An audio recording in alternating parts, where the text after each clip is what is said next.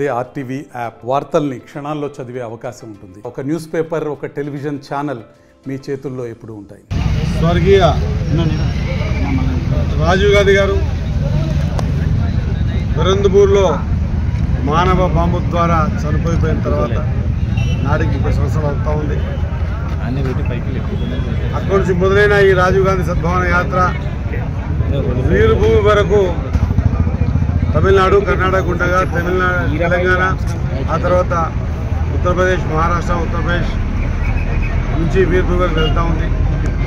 ఈ సద్భావన యాత్ర 30 సంవత్సరాలు పురస్కరించుకొని ఈ దేశంలో యువకులే పట్టుకొమ్మలు, యువకుల్లో రక్తంలో ఈ దేశ భవిష్యత్తు ఉందని ఆలోచన చేసిన రాజీవ్ గాంధీ గారు 18 సంవత్సరాలకే ఓటించి యువకుల్లో ఒక చైతన్యం తీసుకొచ్చినటువంటి రాజీవ్ గాంధీ గారు. అదే మాదిరిగా ఈరోజు ఇన్ని సెల్ ఫోన్లు రికార్డ్ చేస్తూ ఉన్నాయి. ఈ ఐటీ రంగాన్ని కూడా తీసుకొచ్చింది రాజీవ్ గాంధీ గారు. ఈ దేశంలో జరుగుతున్న ప్రతి సందర్భాన్ని ప్రపంచ దేశాలకు చూపించేటువంటి ఐటీ రంగాన్ని తీర్చిదిద్దింది రాజీవ్ గాంధీ గారు. 5 అంచెల వ్యవస్థ ద్వారా గ్రామాలన్నీ బాగుపడాలా, గ్రామాలు ఈ దేశానికి పట్టుకొమ్మలని చెప్పినటువంటి మహాత్మా గాంధీ గారి ఆలోచన విధానాన్ని ఇంప్లిమెంట్ చేసింది రాజీవ్ గాంధీ గారు. ఇట్లా చెప్పుకుంటూ పోతే ఈ దేశంలో ప్రతి అంగుళంలో రాజీవ్ గాంధీ గారి ఆలోచన విధానం ఇమిడి ఉంది అన్న మాట వాస్తవం అని తెలియజేస్తూ, మరి అటువంటి వీరభూమికి వెళ్తున్నటువంటి ఈ జ్యోతి మన నియోజకవర్గం గుండా రావడం అదృష్టం. అదే మాదిరిగా ఈ తెలంగాణ ఇచ్చిన గడ్డ సోనియా గాంధీకి మనం రుణపడి ఉన్నాం.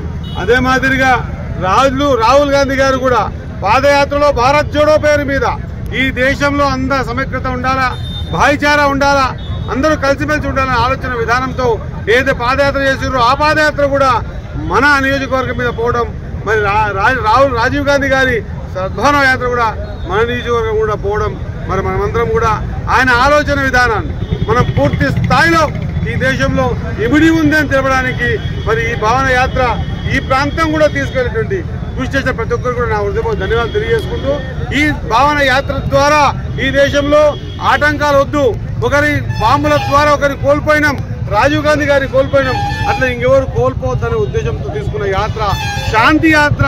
దేశంలో శాంతి ఉండాలి, శాంతి నెలకొల్పాలనేటువంటి యాత్ర మనం చూస్తూ ఉన్నాం. ఈరోజు బంగ్లాదేశ్లో ఎక్కడైతే హిందువులను ఊచకొత్తకు వస్తూ ఉన్నారు, అటువంటి హిందువుల ఊచకొత్త విషయంలో కూడా మరి రాజీవ్ గాంధీ గారి కొడుకు రాహుల్ గాంధీ గారు మొదటి రోజునే మాట్లాడిండ్రు.